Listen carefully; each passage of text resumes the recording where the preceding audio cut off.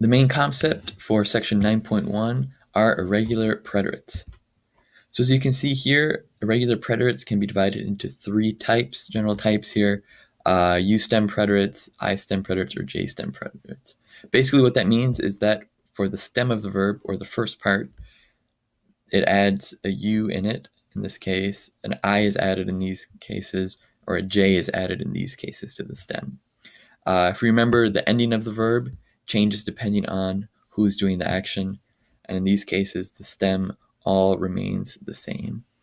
One thing to remember in terms of the endings of irregular preterite verbs is that in the yo form and the usted, ella, él, and ella form, it has a different ending compared to the regular preterites. For the rest of them, tú, nosotros, vosotros, ustedes, ellos, and ellas, it maintains the same ending as regular preterites. It's just yo and usted, él, and ella that have a different ending, as well as being unaccented. For U stems, as you can see here, the basic structure is the infinitive changes to this stem here with a U included, and then the conjugations are as follows depending on the subject. Likewise, I stem irregular preterites have an I added in the stem, and then as you can see here, the following endings. One thing to remember, look here, is for hacer in él, ellos, ellas, él, ella, usted, changes to hizo with a Z. For here, for J stem, the same thing. You add a J to the stem and then conjugate it accordingly to whoever's doing the action. One other thing is that if you see here, in the ustedes, ellos, and ellas form, the letter I is omitted. So that's one difference in the ending of these verbs. So instead of tradujeron, it's tradujeron, or condujeron, or trajeron. One other verb is the preterite of dar. As you can see here, these are the following conjugations for dar in the preterite.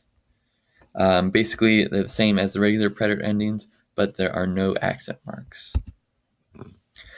One way you can quickly look over all of the regular preterite verbs is by going to the back of the book, section A12, to see the conjugation tables, and it will show you all of the conjugations to every single verb for all the different verbal tenses.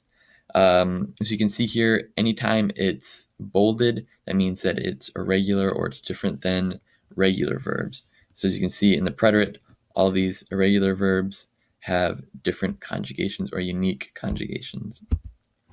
For the homework, all you have to do is the first one, look at the verb and conjugate it in the preterite to the correct subject. So in this one, Cristina y Lara, we know the subject is ellos, the verb is estar, so estuvieron en la fiesta anoche. Yo, we know the subject's yo, and the verb is tener, and the preterite would be tuve. Yo tuve un problema con mi pasaporte. And number 3, Rafaela, we know the verb is venir, and it's ella, so it would be vino. In the second homework assignment, all you have to do is rewrite the sentence, changing the verb from the present tense to the preterite tense. So in the first one, Antonio le da un beso a su madre, we would change that to Antonio le dio un beso a su madre. Antonio is the one who's doing the action. The verb is dar, so we would change da to dio. Los invitados le dan las gracias a la familia. The subject being los invitados, ellos. So changing the verb dar would make it los invitados le dieron las gracias a la familia.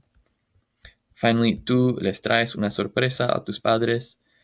The person who's doing the action is tú, and the verb is traer. So tú les trajiste una sorpresa a tus padres.